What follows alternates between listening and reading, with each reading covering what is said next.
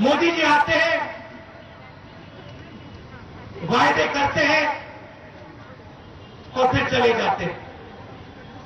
मैं आपको याद दिलाना चाहता हूं, पिछले चुनाव में मोदी जी आए थे और उस चुनाव में असम की जनता ने मोदी जी पे भरोसा किया था।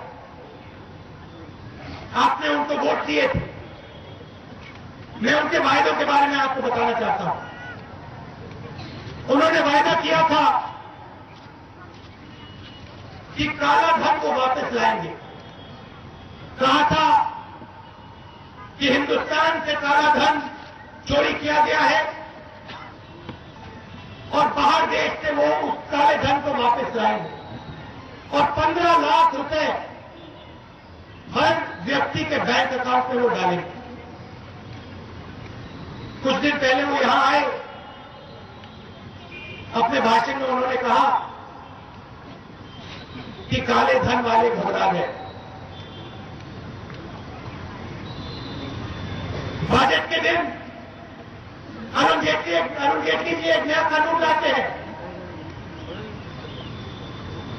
कानून में लिखा है कि हिंदुस्तान का कोई भी चोर, कोई भी गुंडा अपने काले धन को सफेद में बदल सकता है।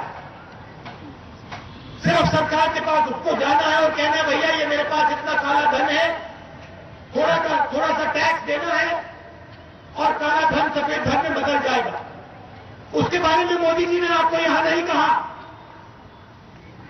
मोदी जी ने आपको यह भी नहीं कहा कि पार्लियामेंट हाउस में उनके मंत्री जी विजय माल्या से मिले और विजय माल्या आसानी से 6 सूटकेस लेकर हिंदुस्तान से बाहर भाग गया।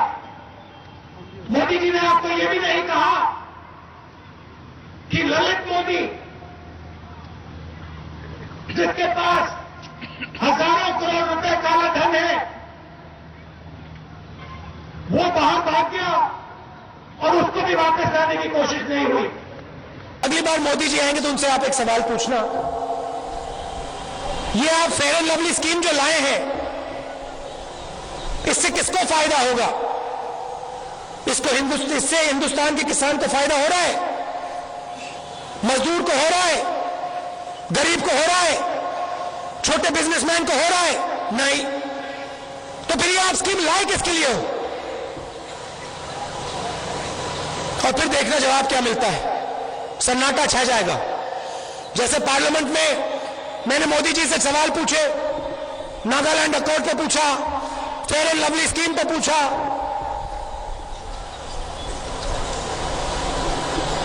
सन्नाटा छा गया। नरेंद्र मोदी जी आए, 1 घंटा भाषण दिया, कभी कुछ कहते हैं कभी कुछ कहते हैं, मगर मेरे सवाल का एक जवाब नहीं दिया। कहा था महंगाई बहुत हो गई है, नरेंद्र मोदी आएगा, प्रधानमंत्री बनेगा तो महंगाई कम करेगा। अब आप मुझे बताओ भैया, दाल का क्या दाम है? कितने रुपए की हो गई है?